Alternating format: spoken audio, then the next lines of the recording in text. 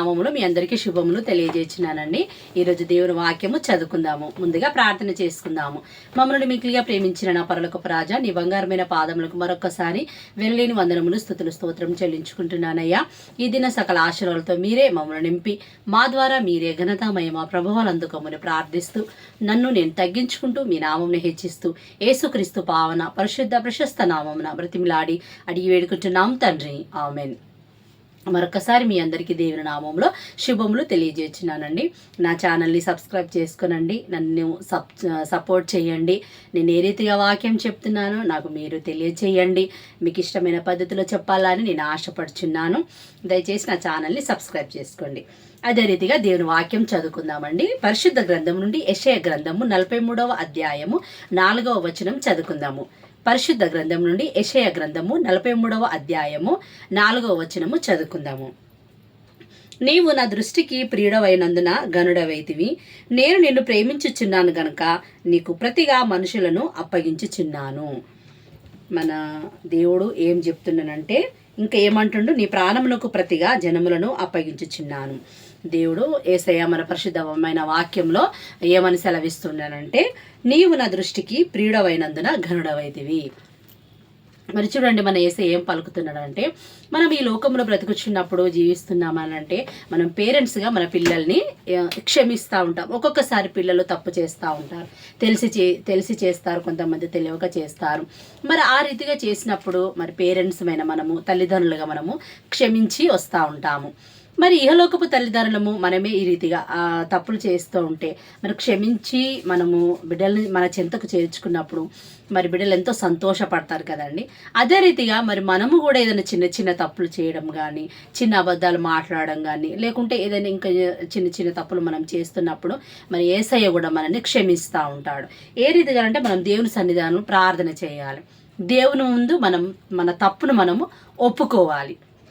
ఒప్పుకున్నప్పుడు యేసయ్య ఏం చేస్తాడంటే మన పాపాలు క్షమిస్తాడు, మన తప్పులను క్షమిస్తాడు.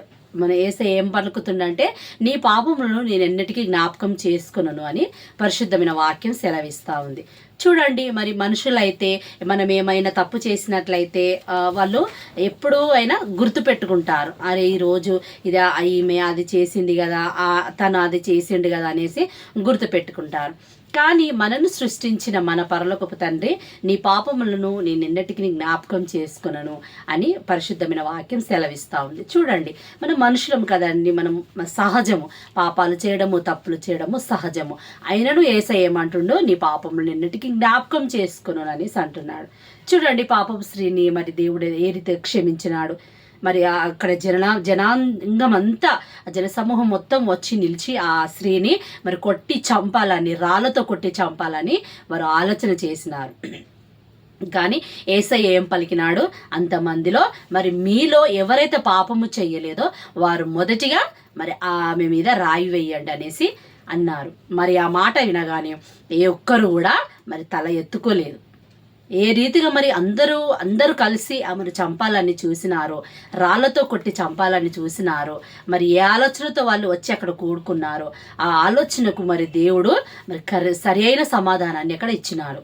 మరి మీలో ఎవరైతే పాపము చేయలేదో వాళ్ళు మొదటిగా రాయి ఆమె మీద వేసి చంపండి అనేసి అనగానే మరి అందరూ తలదించుకున్నారు.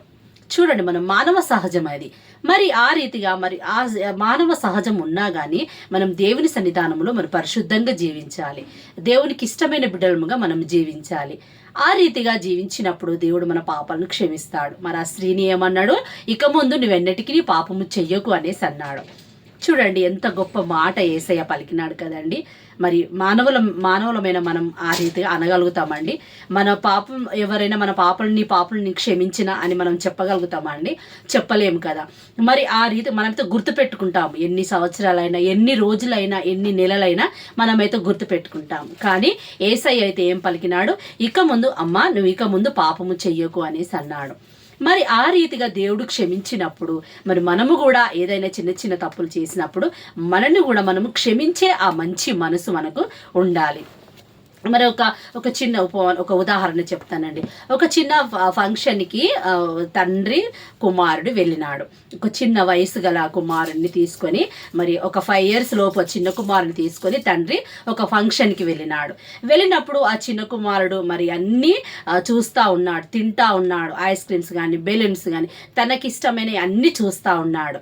మరి చూస్తూ ఉన్నప్పుడు తన ఆ ఇంటి దగ్గర నుండి ఆ ఫంక్షన్కి వెళ్ళేంత వరకు కూడా ఆ ఫంక్షన్లో కూడా వాళ్ళ డాడీ చెయ్యి పట్టుకొని వెళ్తా ఉన్నాడు, వాళ్ళ తండ్రి చెయ్యి పట్టుకొని వెళ్తా ఉన్నాడు. ఎందుకనంటే మరి తన చెయ్యి ఒకవేళ వదిలిపెడితే మరి కుమారుడు ఎక్కడైనా పారిపోతాడేమో, ఎక్కడ తప్పిపోతాడేమో అనేసి మరి బలంగా ఆ తండ్రి ఆ కుమారుని పట్టుకున్నాడు. మరి అంతసేపు పట్టుకున్న ఆ కుమారుడు ఆ తండ్రి మరి తనకు ఆ చిన్న కుమారునికి ఇష్టమైనది కనబడగానే మన ఆ తండ్రి చెయ్యి వదిలిపెట్టి మరి పారిపోయి ఉరికిపోయి తనకిష్టమైంది మరి తీసుకొని తింటున్నాంట. మరి అయితే ఆ తింటున్నప్పుడు అయ్యో నా కుమారుడు ఎక్కడికి వెళ్ళిపోయినాడు అని ఆ తండ్రి ఎదురు చూస్తూ ఉన్నాడు. అయ్యో నా కుమారుడు ఏడు, ఇంతవరకు నా చెయ్యి పట్టుకొని ఉన్నాడు కదా, మరి ఇప్పుడు నా కుమారుడు లేడు ఏంటని ఆ ఫంక్షన్లో అంతా వెతుకుతా ఉన్నాడు.